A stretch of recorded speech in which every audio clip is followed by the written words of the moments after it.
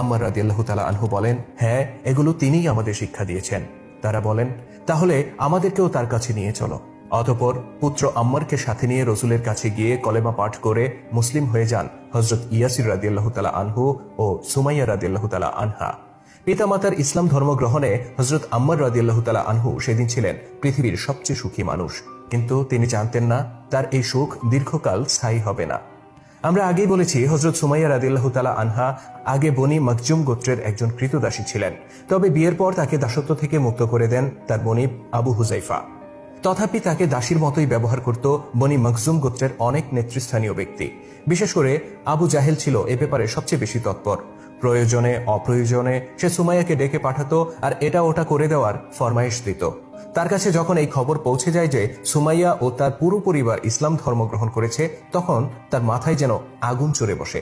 কেননা এই পৃথিবী থেকে ইসলামের অস্তিত্ব মুছে দেওয়ার জন্য সে দিন রাত নানা ষড়যন্ত্র করে যাচ্ছে, অথচ তার গোত্রের সাবেক এই কৃতদাসী যাকে করুণা করে দাসত্ব থেকে মুক্তি দেওয়া হয়েছে, সে কিনা ইসলাম ধর্ম গ্রহণ করেছে।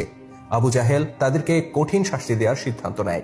সে লোক পাঠিয়ে ইয়াসির, সুমাইয়া আর আম্মারকে অর্থাৎ পুরো পরিবারকে ধরে নিয়ে আসে।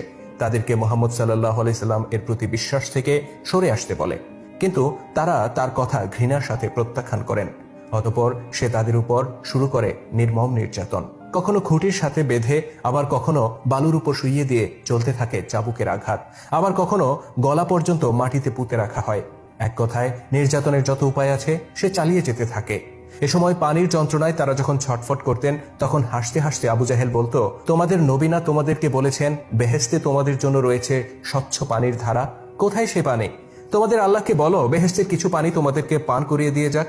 এরকমটা বলে সে অট্ট হাসিতে ফেটে পড়ত, আর তার এই হাসিতে যোগ দিত সেখানে মজা দেখতে আসা লোকজন।